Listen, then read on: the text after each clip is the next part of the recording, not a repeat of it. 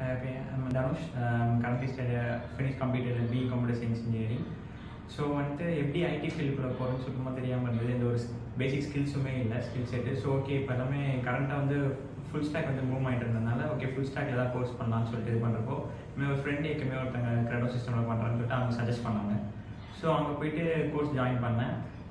Okay, நார்மலாக இப்போ PPT போட்டு இது பண்ணுறாங்க. ஸோ ஓகே, ரொம்ப பேசிக்காக இருக்கும்னு நினச்சேன். பட் இவங்க வந்து பேசிக் ஸ்டெப் பை ஸ்டெப்பாக அட்வான்ஸு பேசிக்காக அட்வான்ஸ் இன்டர்மீடியட் அப்படின்னு சொல்லிட்டு இன்டர்மீடியட் அட்வான்ஸு ஃபுல் இது சொல்லி கொடுத்தாங்க. பேசிக்ஸில் ஃபுல்லாக HTML CSS அப்புறம் ஸ்டாட்டிக் வெப்சைட்ஸ் எப்படி டெவலப் பண்ணணும் அதை பேஸ் பண்ணி ஒரு ப்ராஜெக்ட்டும், அப்புறம் ஜாவா ஸ்கிரிப்டை வச்சு யூஸ் பண்ணி அதை ஒரு டைனாமிக் வெப்சைட்டாக அப்படி மாற்றுறது, அப்புறம் Node.js எக்ஸ்பிரஸ்லாம் யூஸ் பண்ணி அப்புறம் பேக் எண்டோட டேட்டா பேஸோட கனெக்ட் பண்ணி ஃபுல் கம்ப்ளீட் வெப்சைட் எப்படி டெவலப் பண்ணுறதுன்னு சொல்லி கொடுத்தாங்க.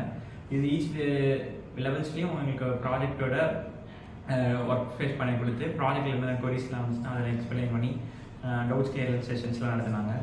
இதுக்கப்புறம் அந்த ஃபுல் கம்ப்ளீட்டாக எல்லாமே சேர்த்து ஒரு ப்ராஜெக்டாக ஒரு பெரிய ப்ராஜெக்டாக பண்ணி அதுக்கும் ஹெல்ப் பண்ணாங்க, அசிஸ்ட் பண்ணாங்க.